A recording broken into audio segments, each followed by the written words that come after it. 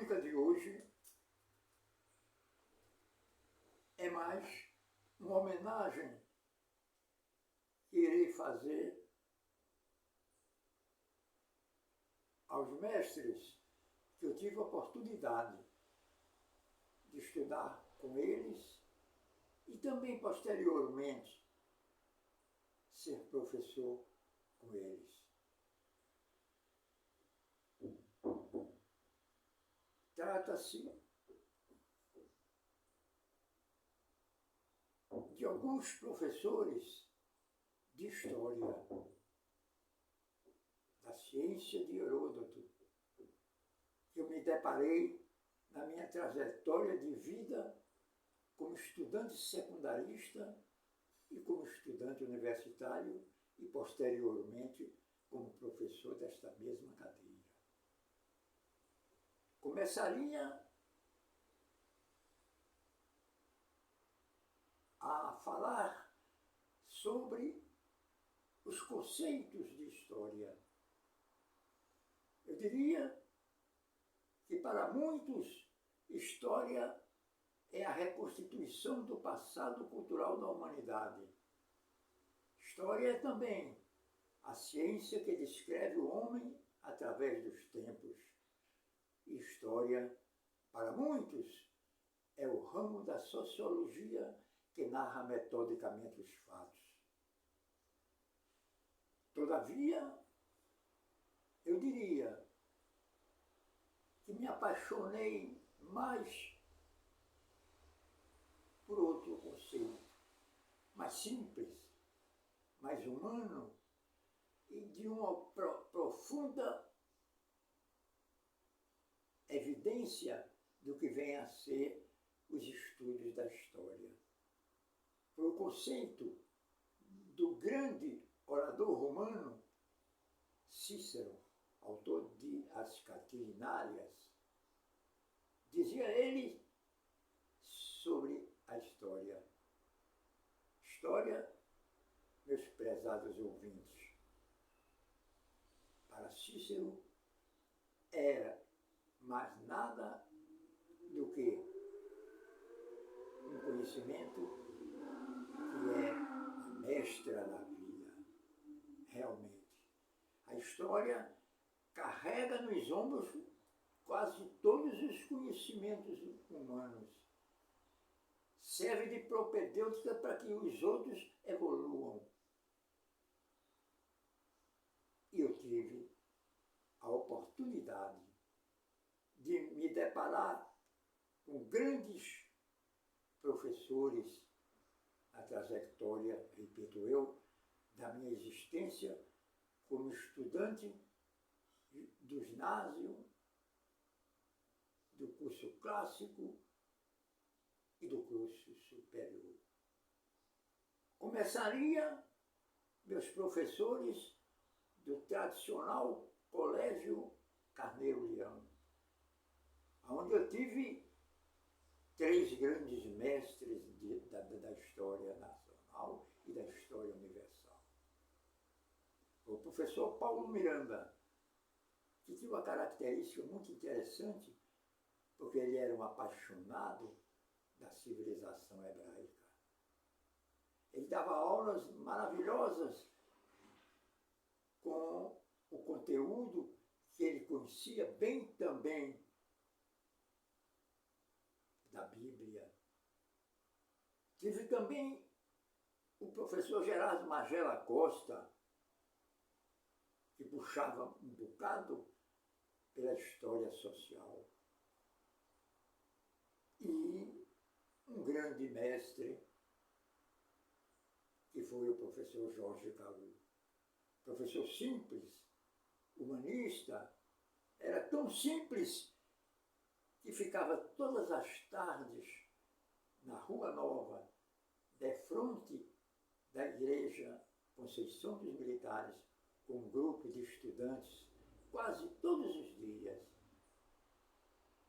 a debater assuntos relativos à história. No entanto, ele tinha, às vezes, excessos de interpretação. publicações. Teve uma vez que ele, numa sala de aula, e depois, posteriormente, ele publicou um artigo no Jornal do Comércio e taxou o grande herói da Inconfidência Mineira, Tiradentes, como um patife. E assim foi meus professores no Colégio Carneiro Leão. Depois, posteriormente, passei para o ginásio pernambucano. Ali, naquele educandário, que era a meca do ensino da história de nível médio em Pernambuco. E me deparei com o grande professor erudito, que foi o professor Amário Soares Quintas, conhecido mais por Amário Quintas, que defendeu a tese na universidade sobre a praieira. A Revolução Praieira, o sentido social da Revolução Praieira. Tive também outro grande mestre no ginásio pernambucano, que foi o professor Armando Souto Maior. O professor Armando Souto Maior era um estilista também da língua portuguesa. Ele dava grandes aulas, era apaixonado por certos assuntos da história, inclusive até de protagonistas da própria história, nos conteúdos históricos, como ele exaltava bem a participação de Teodora no mundo. Realmente, eu digo no mundo, porque foi uma das primeiras, ou talvez a primeira, segundo o professor Armando Souto Maior, feminista do Brasil. Foi Teodora, esposa de Justiniano.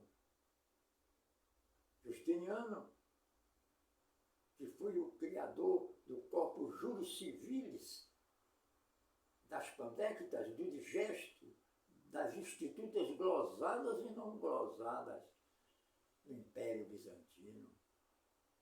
Armando Souto Maior também foi defensor de tese. A sua tese foi fenomenal e bem defendida, que foi sobre o quebra-quilos, uma revolução que houve. E assim por diante. Tive também no Colégio Carneiro Leão e também no ginásio pernambucano outro grande professor de história, e agora eu me lembrei dele, que foi o professor Nelson Saldanha. E assim por diante. Nelson Saldanha, que escreveu um livro que foi editado para todo brasileiro ler, que foi A História das Ideias Políticas do Brasil. Foi Nelson Saldanha. Daí por diante, eu me enveredei para o campo da universidade. Eu era também um apaixonado da história. Naquela época, na década de 60, no início da década de 60.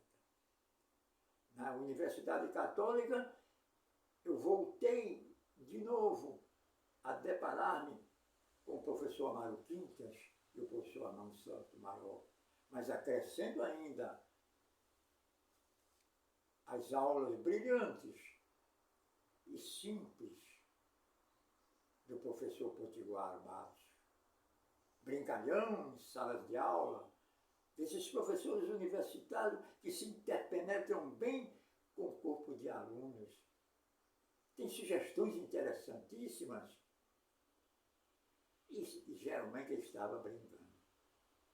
Eu fazia esse curso na mesma sala de aula com minha primeira esposa, posteriormente professora, Denise. Então ele, nos gracejos dele, o professor Potiguar Matos, ele dizia, quando corrigia trabalhos monográficos que ele mandava fazer, ele dizia brincando, se seu Araquém fizer uma monografia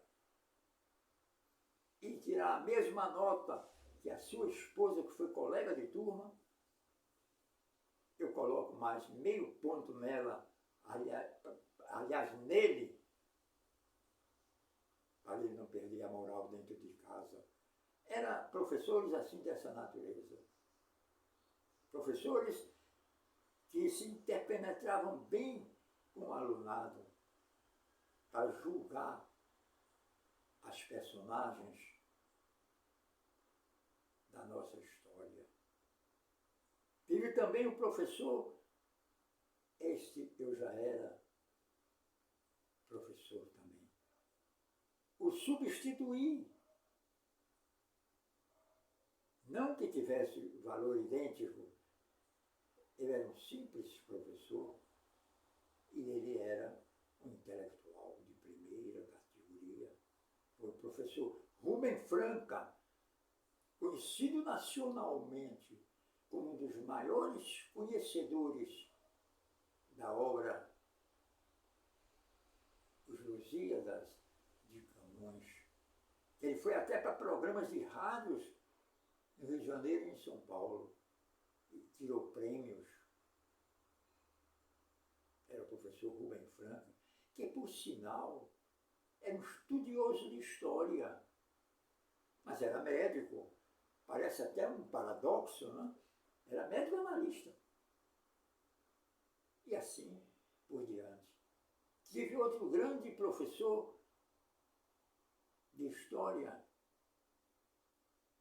naquela época, que era muito querido também do alunado, foi o professor Costa Porto, grande intelectual, líder católico em Pernambuco, pertenceu à Academia Pernambucana de Letras e foi por alguma vez ministro da Agricultura, por entender muito bem o problema nacional agrário e também por ser um grande erudito da história de Pernambuco. Ele foi o autor também de um estudo sobre a Revolução Praieira, que o professor Mário Quintas também defendeu essa tese, repito eu. Mas ele fez a praieira com uma linha ligada à ideologia de direita e o professor Mário Quintas de esquerda. Mas ambos descreveram minuciosamente e com grande garbo e com grande erudição a Revolução Praieira. E assim foi meus contatos com os professores daquela época, os professores de história.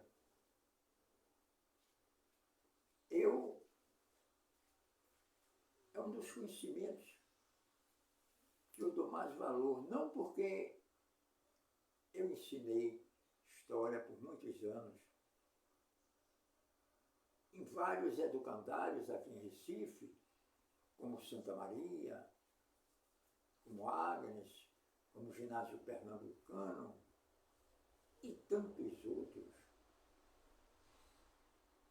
Eu fui sempre aquele que não diminuí nunca o conhecimento da história, que sabia o que era valor. Valor ninguém dá e ninguém tira, valor existe por si mesmo. Valor se reconhece ou não. eu reconhecia e reconheço atualmente no mundo moderno, no mundo contemporâneo, que a ciência de Heródoto, ela que caminha mostrando as outras, as experiências do passado da humanidade. E tudo isso eu acho até interessante hoje em dia.